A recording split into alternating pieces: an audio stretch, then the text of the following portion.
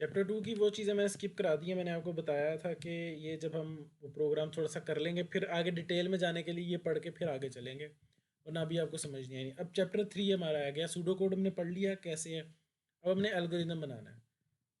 Algorithm में हम सबसे पहले एग्जांपल के अंदर चले जाते हैं। वो एग्जांपल में पूरी डिटेल से ये एग्जांपल सॉल्व की हुई है एल्गोरिदम बनाने के लिए, तो आपको समझ आ जाएगी ये ऊपर वाली थोड़ी सी डिटेल डिफाइनिंग अ प्रॉब्लम वाली। अच्छा जी, उसने क्या कहा, ये सवाल है आपका इतना सा कि आपने को एक किसी बंदे ने कहा है कि आपने एक प्रोग्राम बनाना है जो क्या करेगा। उसने आपको स्टेटमेंट बता दी है या मुंह से बोल के बता दिया उसने कि आप program is required to read three numbers, add them together and print their total.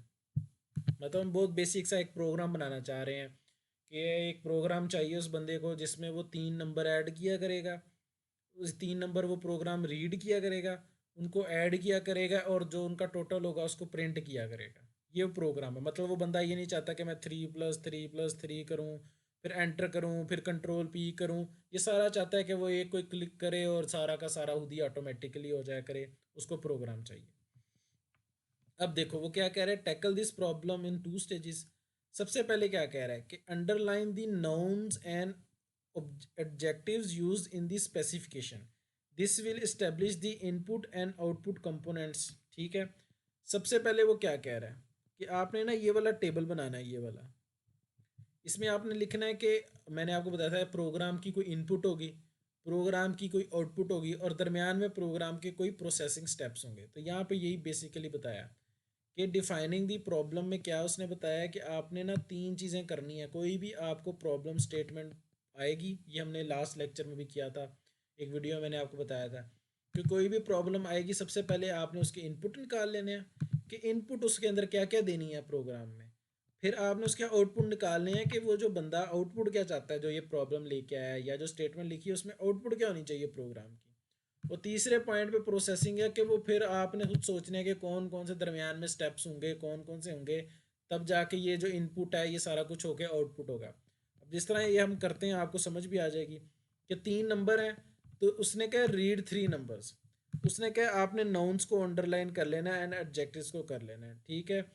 अब उसने अंडरलाइन कर लिया कि थ्री नंबर्स एंड टोटल जो है वो हमारे पास हैं नाउन और एडजेक्टिव्स इस लाइन के अंदर। By looking at the underlying noun and adjectives, it is easy to see that the input for this problem is three number। उसने क्या किया, सबसे पहला स्टेप है जी नाउन एंड एडजेक्टिव को अंडरलाइन किया। नाउन इसके अंदर था जी थ्री नंबर, तो उसने कहा कि फ़ौरन पता चल गया कि तीन नंबर जो है ना वो इनपुट है एंड टोटल जो है इसके अंदर ना ऑब्जेक्टिव है वो आउटपुट है इसकी। तो उसने सिर्फ और सिर्फ नाउन एंड एडजेक्टिव को अंडरलाइन करते हुए ये टेबल बनाया और इसमें इनपुट भी लिख दी और आउटपुट लिख दिया कि तीन नंबर है, number one, number two, number three, कोई भी तीन नंबर है वो इनपुट है और आउटपुट क्या है उसके अंदर टोटल है। पहला स्टेप ये हो गया। सेकंड स्टेप क्या है इसके अंदर, सेकंड उसने क्या है अंडरलाइन करना है हमने वर्ब्स एंड एडवर्ब्स को। वर्ब्स एंड एडवर्ब्स हमें क्या बताएंगी, प्रोसेसिंग बताएंगी। ये प्रोसेसिंग रह गया ना, एक खाना जो है खाली है, तो ये हम सॉल्व कर रहे हैं। ठीक है। ये प्रॉब्लम सिर्फ स्टेटमेंट यहाँ थी, इसके बाद ये सारा सॉल्व हो रहा है प्रॉब्लम। सेकंड स्टेप में फिर हमने क्या करना है जी, वर्ब्स एंड एडवर्ब्स को अंडरलाइन करना है। तो उसने अंडरलाइन किया रीड, ऐड, टुगेदर, प्रिंट। तो उसको पता चल गया कि ये जो वर्ब्स एंड एडवर्ब्स थे ये प्रोसेसिंग है सारी। तो उसने फिर खुद बनाया कि रीड थ्री नंबर जो हैं, रीड जो हमारे पास था ये प्रोसेसिंग है, ऐड देम टुगेदर भी हमारे पास प्रोसेसिंग है, प्रिंट देयर टोटल भी, प्रिंट टोटल नंबर भी हमारे पास प्रोसेसिंग है, क्योंकि उसने अंडरलाइन किए थे वर्ब्स एंड एडवर्ब्स को। वर्ब्स और एडवर्ब्स आपने इस लाइन में अंडरलाइन कर लेने हैं और वो हमारे पास प्रोसेसिंग होगी। ठीक हो गया, ये सारा हो गया। तो ये हमारे पास था जी पहला स्टेप। ठीक हो गया।